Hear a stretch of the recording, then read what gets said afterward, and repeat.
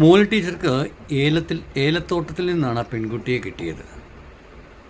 നല്ല ചന്തമുള്ള വെളുത്ത സുന്ദരിയായ കുഞ്ഞുകുട്ടി പ്രസവിച്ച് ഏതാനും മണിക്കൂറുകൾക്കകം ആ സമയത്താണ് മോൾ ടീച്ചർക്ക് ഈ കുഞ്ഞു പെൺകുഞ്ഞിനെ കിട്ടിയത്.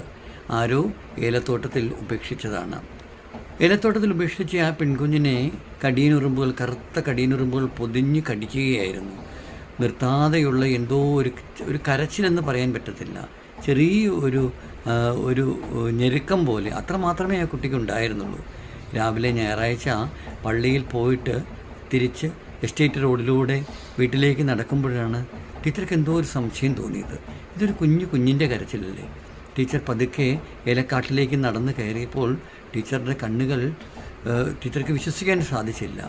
നിറയെ കറുത്ത ഉറുമ്പുകൾ പൊതിഞ്ഞ ഒരു കുഞ്ഞ് പൊക്കിൾക്കൊടിയൊക്കെ മുറിച്ച് കളഞ്ഞിട്ട് അധിക സമയമായല്ലേ, ആരോ പ്രസവിച്ചിട്ട് മണിക്കൂറുകളായതേ ഉള്ളൂ ആ കുട്ടീനെ.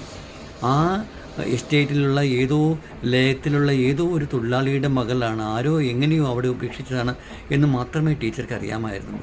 ടീച്ചർക്ക് 6 കുഞ്ഞുങ്ങളുള്ള ഒരമ്മയാണ് ടീച്ചർ. എന്നിട്ടും ടീച്ചർ ആ കുഞ്ഞിനെ വാരിയെടുത്തിട്ട് തൻ്റെ സാരി തലപ്പ് കൊണ്ട് പതുക്കെ അവളുടെ ദേഹത്തുള്ള ഉറുമ്പുകളെയൊക്കെ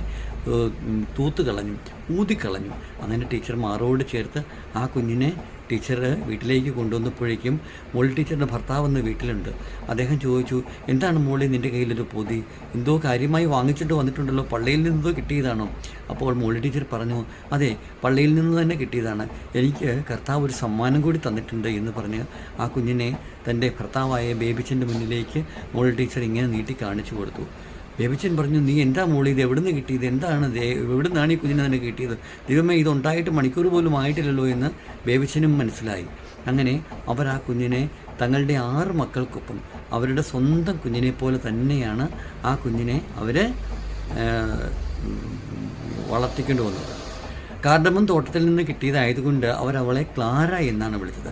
കാർഡമവും ക്ലാരയും തമ്മിൽ യാതൊരു ബന്ധമില്ലെങ്കിലും ക്ലാര എന്ന് പറഞ്ഞ സുന്ദരിയായ പെൺകുട്ടി, വെളുത്ത് മെലിഞ്ഞ വളരെ മനോഹരിയായ ഇടതൂർന്ന മുടികളൊക്കെയുള്ള പെൺകുട്ടിയായിരുന്നു ഈ ക്ലാര എന്ന് പറഞ്ഞ സുന്ദരി കൊച്ച്.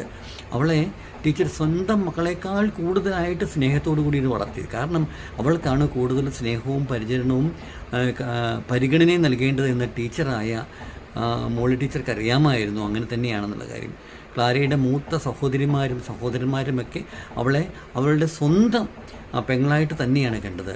പക്ഷേ ക്ലാര വളർന്നു വലുതായപ്പോൾ തൻ്റെ സ്വന്തം മേരി ടീച്ചറോട് ചെയ്ത ക്രൂരകൃത്യം, ആ കടുങ്കൈ ഈശ്വരൻ പോലും പൊറുക്കാത്ത തരത്തിലുള്ളതാണ്.